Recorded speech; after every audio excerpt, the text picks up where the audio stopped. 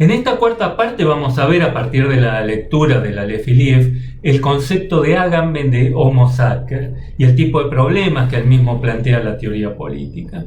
La propuesta de Agamben es conjugar dos planos que en Foucault aparecen disociados, que resultan para él términos opuestos, como son el modelo jurídico político y el biopolítico. Según afirma Agamben, el punto que Foucault omite es que el cuerpo biopolítico es en realidad aquella prestación original del poder soberano. Es decir, que lejos de ser ambos modelos contradictorios entre sí, se encontrarían estrechamente asociados. Y según dice, esta perspectiva que trata de conjugar ambos modelos arrojaría luz fundamental sobre el concepto benjaminiano de la violencia divina. Si recordamos, Benjamin afirmaba que mientras que la violencia mítica es sangrienta, se ejerce sobre la mera vida por causa de ella, la violencia divina lo es sobre toda vida por causa de lo viviente. Agamben nos ofrece su interpretación de esta máxima. La distinción entre la mera vida y el viviente a que se refiere Benjamin retomaría aquello que los griegos designaban con dos términos diversos, bios y zoe. Mientras que el primero se relaciona con formas específicas de vida, el segundo indica la vida como el atributo común de los seres vivientes. Agamben, siguiendo a Benjamin, coloca esta distinción en el lugar de la oposición amigo-enemigo de Carl Schmitt, en tanto que el factor estructurante del espacio comunal, solo que, según dice, con el fin del ritual religioso se habría producido la colusión de ambos términos, bios y zoe. Según muestra René Girard, el rito sacrificial tenía como objetivo condensar la violencia en un solo punto. Con su eliminación, sin embargo, lejos de terminarse con la violencia, ésta se va a dispersar por todo el cuerpo social.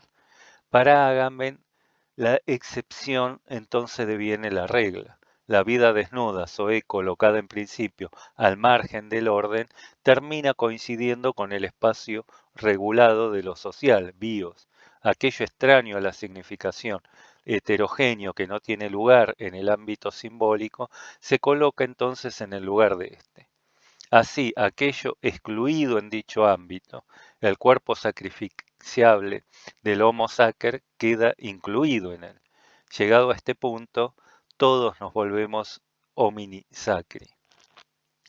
El planteo de Agamben representaría otra forma de desanudamiento distinta de la de Benjamin. El desprendimiento respecto de lo simbólico, en este caso, no se produce como en Benjamin desde el lado de lo real, sino desde lo imaginario. Es este último el que ahora se encuentra absolutizado, desplazando al primero, colonizando su ámbito. Un punto de referencia más cercano lo ofrece la visión de la escuela frankfurtiana, los llamados freudo-marxistas. Según Marcuse, la gran crisis en que, según decía, la humanidad se encontraba sumergida, ese evento traumático que había borrado toda posibilidad de apertura a un horizonte emancipador, resultaba de lo que definía como la colonización sistémica de los impulsos libidinales. Esto es, que la lógica sistémica había invadido ese ámbito más íntimo de subjetividad que es el deseo. Una vez integrado al orden capitalista, convertido en un objeto en el mercado de bienes, ya no quedaría nada por fuera del mismo. El espectro de un sistema total se habría finalmente materializado.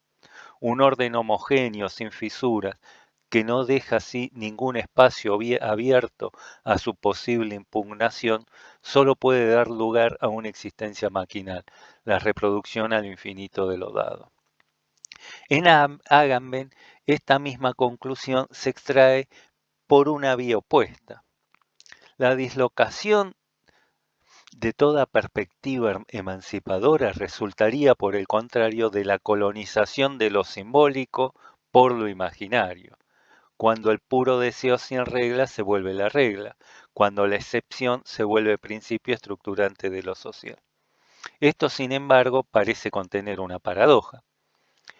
Como vimos, todo intento de escapar de las celdas del orden, de quebrar el uno, terminaban en alguna utopía arcaizante.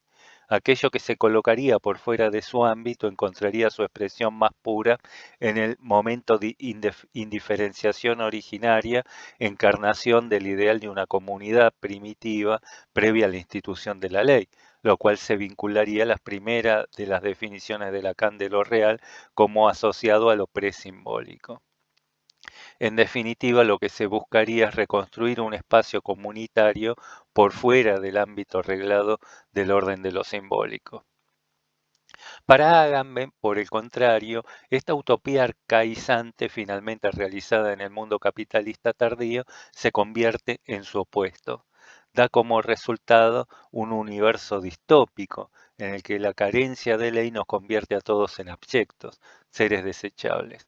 Ese nihilismo despolitizador, según lo definía Ernesto Laclau, este desanudamiento de lo imaginario que ha ocupado, invadido el espacio de lo simbólico, desplazándolo, sería otro modo distinto, pero análogo a los dos anteriores, de negación de la ansia constitutiva de lo social.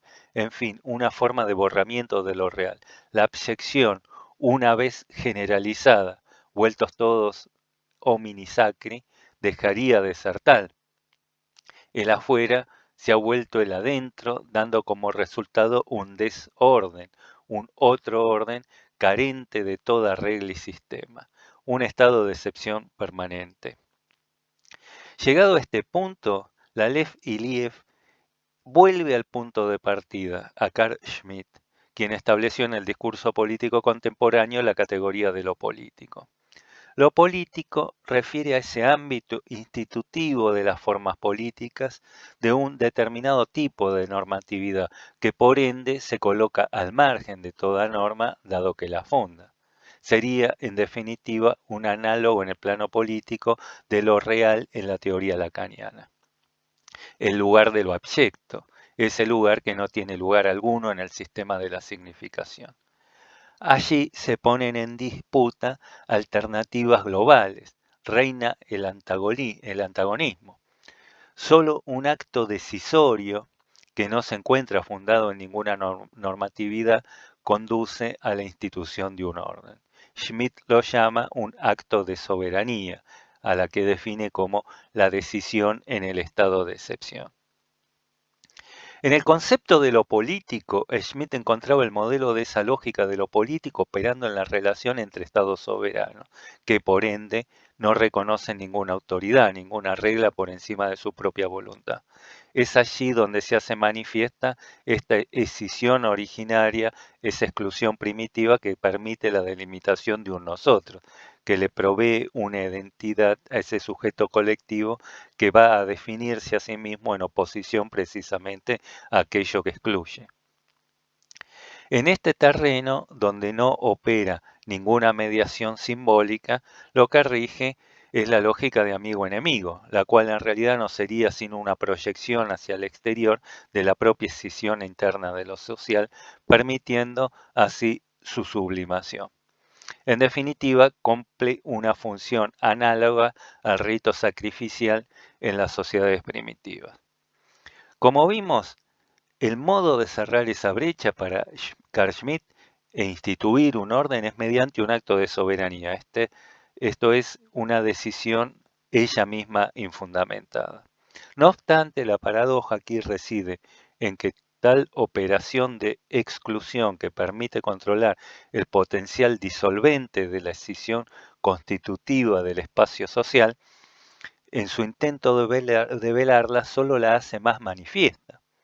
El acto de exclusión estigmatizaría la imposibilidad del uno. La pregunta, sin embargo, es cómo, bajo qué mecanismos esta dimensión política, ontológico-política velada, se expresa y se vuelve operativa en el ejercicio mismo de la práctica política. En fin, cómo eso reprimido emerge y se manifiesta siempre e inevitablemente de manera sintomática, es decir, inarticulable en el plano del habla, en los marcos del régimen de discurso propio al orden en cuestión, en la medida que resulta destructivo del mismo. En Schmitt, este giro de su enfoque desde la escisión propia toda política externa a otra interna al propio espacio comunal, se expresa en un texto posterior al antes mencionado en la emergencia de la figura del partisano. En el concepto de lo político, esta última categoría, la de lo político, expresaba el fracaso de la política estatizada en constituirse como un espacio cerrado articulado en torno a su normatividad inherente. La misma, la categoría de lo político, reactiva aquello que debe ser velado para que pueda resultar efectiva, la radical contingencia de su misma institución, un puro acto decisorio, el sinsentido que funda el sentido. El soberano ocupa pues el lugar del abyecto, interno y externo a la vez del orden que instituye, al mismo tiempo su fundamento y su punto de fisura. El partisano, a su vez, hace manifiesto el fracaso de toda decisión, su radical imposibilidad. Revela por qué ese lugar de la soberanía se trata en realidad de un lugar vacío, uno necesario e imposible al mismo tiempo que debe ser llenado si quiere instituirse un orden, pero cuya institución resulta siempre precaria. Perdida ya toda instancia de trascendencia como la que representaba el monarca tradicional, ya no puede haber ningún sujeto que ocupe ese sitial sin que se vea arrojado nuevamente a la inmanencia de lo social, es decir, que no se vea él mismo desgarrado por su doble condición de sujeto universal y particular a la vez, encarnación del todo social, su punto de condensación, sin dejar de ser por ello, sin embargo, un sujeto particular, portador de una voluntad particular y por ende siempre contestable. En definitiva, el partisano, aquel que pone en suspenso la norma colocándose por fuera de ella, no hace sino manifiesto la imposibilidad de la soberanía, o más precisamente, la simultánea necesidad e imposibilidad de un fundamento que se encuentra, sin embargo, él mismo infundado, lo que indudablemente resulta destructivo de su carácter como tal fundamento. El partisano es, pues, el éxtimo.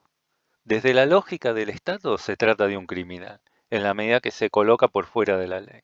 Sin embargo, no se trata de un mero criminal, dado que solo sirve de índice de ese exceso respecto de la política estatizada en que ahinca lo político, es decir, aparece como ese real de la política estatal.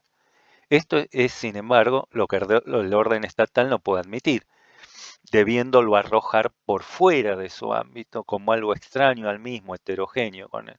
Admitirlo como tal elemento constitutivo suyo, interno a ese mismo orden al que cuestiona, resultaría obviamente destructivo suyo, pero tampoco puede combatirlo sin minar su mismo fundamento. Desde el momento en que busca combatirlo, ese orden estatal demuele su pretensión de universalidad, revelándose como solo una parte beligerante en dicho conflicto, en fin, hundiendo a la sociedad en un caos de particularidad. La contradicción se revela entonces no solo como más primitiva que el propio orden, precedente al mismo, sino algo inseparable del que lo habita en su interior. Este se encuentra así ya marcado en su mismo origen por el estigma del antagonismo, la escisión. El uno se vuelve dos, como suelen afirmar los teóricos postfundacionales.